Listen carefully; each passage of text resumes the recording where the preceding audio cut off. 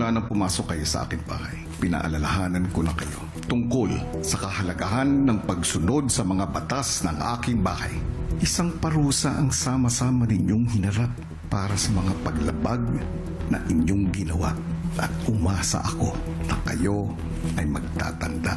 Nagkamali ako. Nitong umaga, ipinakita ko na sa inyo ang mga iba't ibang violations na inyong nagawa. Mula nung kayo ay pinagsabihan ko na.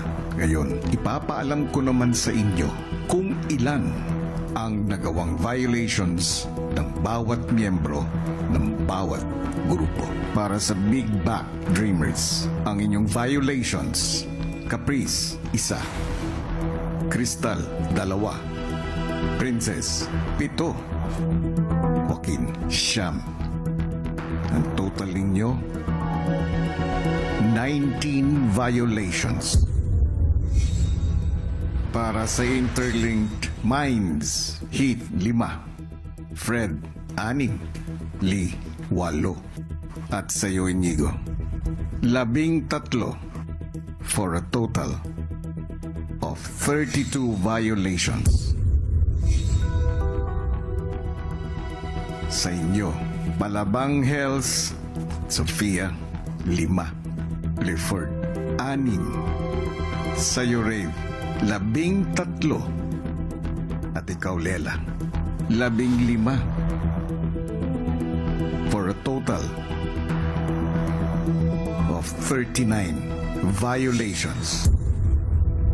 Kayo naman, Astig Divas, Anton, 2; Miguel, 3; Ashley, 5; at sa'yo, Carmel, 10, with a total of 20 violations.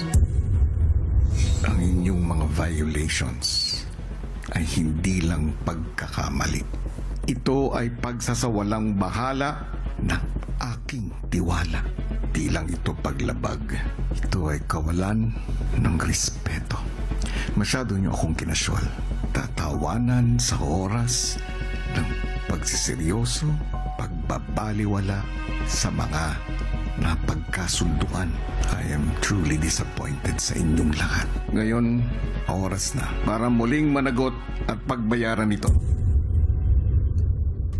Buksan niyo na ang kahon na nasa inyong harapan. Ang mga damit at mga pin na yan ang inyong susutin. Bilang paalala ng mga kailangan ninyong pagbayarang violations na inyong ginawa. Isuot niyo na ito ngayon. Ang housemates agad na nagpalit ng damit. This feels not lucky. Really? Mula sa sandaling ito, sa tuwing maririnig ninyo ang hudya ng naging wake-up call ninyo kaninang umaga, umpisa na ng inyong paninirahan sa inyong mga selda at mananatili lang kayo doon hanggang sa oras na aking itatakda.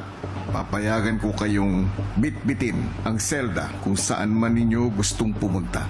At bibigyan ko lamang kayo ng 1 minuto para makapasok dito. Kung hindi, ay dadagdag ito sa bilang ng inyong violations.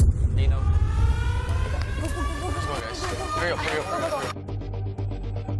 Abangan